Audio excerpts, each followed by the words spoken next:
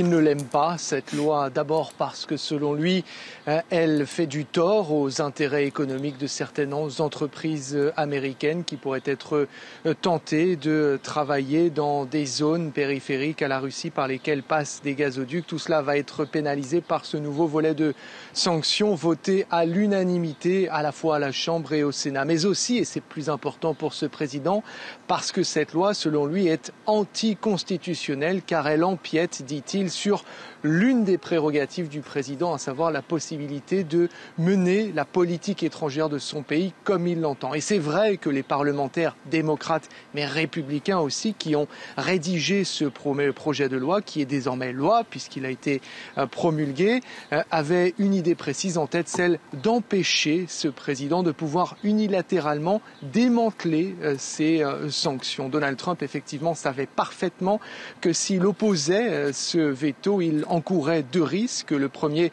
c'est d'alimenter un peu plus les suspicions à son égard concernant le dossier russe. Et le deuxième, c'était de s'exposer à une possible humiliation car le Congrès aurait pu très facilement contourner ce veto présidentiel en revotant tout simplement ce projet de loi à la majorité, aux 2/3 à la fois à la Chambre et au Sénat. Et quand on voit l'écrasante majorité des parlementaires qui ont voté oui à ce texte, c'est clair que le risque était trop grand pour Donald Trump.